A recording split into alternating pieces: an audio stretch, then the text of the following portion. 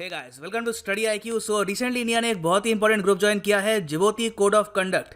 Now ये group क्या है, इसकी इंपॉर्टेंस क्या है, डिस्कस करेंगे। A very important topic for UPSC prelims, so a lot to know, a lot to discuss as always. But before you begin, go to Google Play Store, download करो यहाँ पर study IQ education app को, और यहाँ पे आप खरीद सकते हैं हमारा फ्लैगशिप यूपीएससी कोर्स, जिसके लिए ईएमआई ऑप्शन अवेलेबल है। And do not forget to subscribe to our channel and press the bell icon. So यहाँ पे आप देख पाएंगे ये डिटेल्स रिलीज किए हैं गवर्नमेंट ऑफ इंडिया ने।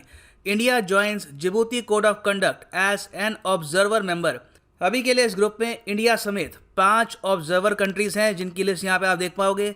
इंडिया तो है ही, उसके अलावा जापान, नॉर्वे, यूके और यूएसए। और इस ग्रुप के जो परमानेंट मेंबर हैं, इनकी संख्या है 18। यहाँ पे आप देख पाओगे लिखा हुआ है Djibouti code of conduct is a grouping on maritime matters comprising 18 member states, जो एडजॉइन करती है Red Sea, Gulf of Aden और ईस्ट कोस्ट ऑफ अफ्रीका को। अब एग्जाम पर्सपेक्टिव से यहाँ पे ये जान लो कि जिबूती कोड ऑफ कंडक्ट को आज के समय एक और नाम से भी हम बुलाते हैं, ये है जदा एग्रीमेंट।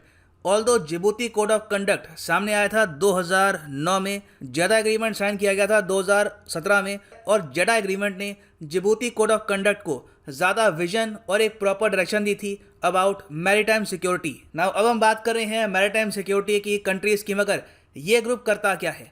देखो यहाँ पे आप अगर नोटिस करोगे, ये जो पूरा रीजन है, ये है रेड सी, ये है गल्फ ऑफ ईडन, ये वेस्टर्न इंडियन ओशन। ये एरिया आज के समय एक ह्यूज प्रॉब्लम से स्ट्रगल कर रहा है, और वो प्रॉब्लम है पायरेसी। 2008 से हम देख रहे हैं कि जब से सोमालिया में इंस्टेबिलिटी आ गई, यहाँ की सरकार अपना ही लैंड कंट्रोल नहीं कर पाई, तो यहाँ पे बहुत सारे पायरेट्स निकल आए। ये पायरेट्स क्या करते हैं कि अगर मान लो कोई शिप है, कोई ऑयल टैंकर है, कोई मर्चेंट शिप है, कोई कार्गो शिप है, तो उस शिप को ये लोग कर लेते हैं हाईजैक, और उसके बाद फिरौती रैंसम मांगते हैं उसको रिलीज करने के लिए। कई बार ये शिप्स रिलीज कर देते हैं, कई बार ये भी देखा गया है कि अनफॉर्चुनेटली जो भी क्रू होता है शिप का, उसको ये मार भी डालते हैं। सो इस वजह से ये जो पूरा रीजन है, it is quite dangerous. Piracy is a major issue near Gulf of Aden और द कोस्ट ऑफ सोमालिया। तो जिबूती आप अगर देखो तो गल्फ ऑफ ईडन में यहाँ पर ये देश है।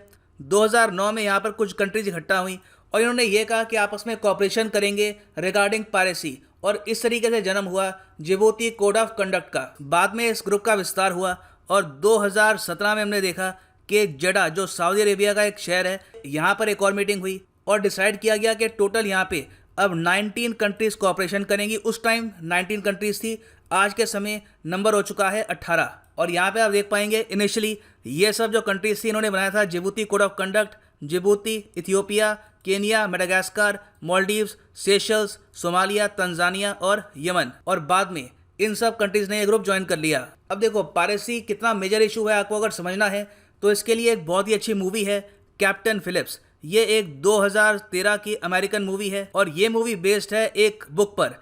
बुक का नाम है एक कैप्टन्स ड्यूटी। इस किताब में एक इंसिडेंट के बारे में बताया गया है जो हुआ था 2009 में नियर द ग्वारदाफी चैनल। ये चैनल आपको मिलेगा यहाँ पे, ये आप अगर देखेंगे, ये है गल्फ ऑफ ईडन, ये है सोमालिया, और यहाँ पे जो टापू है ना, इस टापू और सोमालिया के बीच का जो ये रीजन है, इस रीजन को हम कहते हैं ग्वारदाफी चैनल।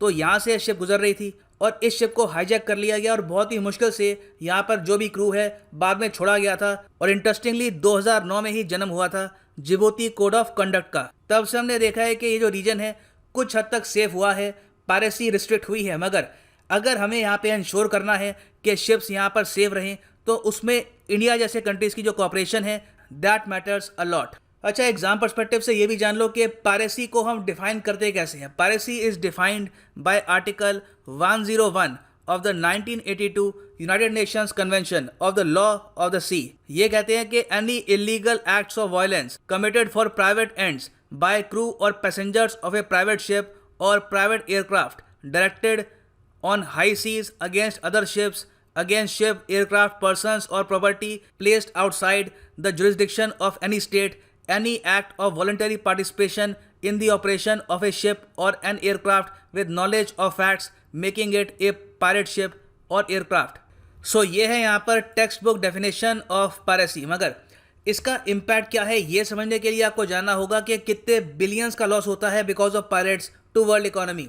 अगर हम देखें एक रिपोर्ट को बाय वर्ल्ड बैंक, तो उस रिपोर्ट में बताया गया था कि every year piracy cost $18 billion, और जो ये अमाउंट है इसमें से ज़्यादातर लॉस होता है अफ्रीकन कंट्रीज़ को, क्योंकि बिकॉज ऑफ पायरेट्स यहाँ पर टूरिज्म बहुत कम होता है, यहाँ पे जो पोर्ट्स हैं उनको बिजनेस काफ़ी कम मिलता है, शिप्स काफ़ी बार ये सोमालिया, गल्फ ऑफ एडन या फिर इवन जो मोजम्बिक चैनल है इसको अवॉइड करती हैं। तो जो ब्लू इकोनॉमी है ऑफ वेस्टर्न अफ्रीकन कंट्रीज ये बहुत ही बैडली डैमेज्ड है आज के समय बिकॉज ऑफ सोमाली पायरेट्स। और जब हम कहते हैं blue economy, we are talking about renewable energy near the ocean, fisheries, waste management और मैरीटाइम ट्रांसपोर्ट। तो इसलिए अभी के लिए इन सब कंट्रीज को असिस्टेंस चाहिए टू फाइट ऑफ पायरेसी, और इसमें इंडिया का क्रिटिकल रोल है। देखो इंडिया यहाँ पे क्या कर सकता है कि अपनी जो नेवी है इससे पेट्रोलिंग कर सकता है इस एरिया की। ऑलरेडी हम पेट्रोलिंग कर रहे हैं काफ़ी हद तक अंडर सम एग्रीमेंट्स, मगर इंडिया की पेट्रोलिंग यहाँ पे काफ़ी हद तक बढ़ेगी। इससे क्या होगा कि इंडिया पे जो डिपेंडेंस है इन सब कंट्रीज़ की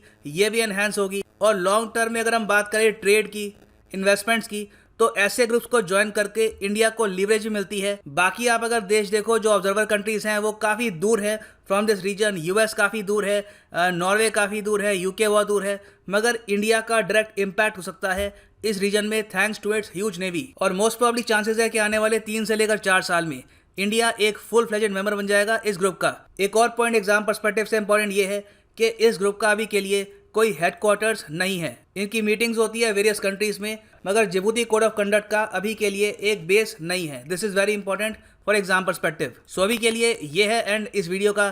thanks for listening and as always God bless you all.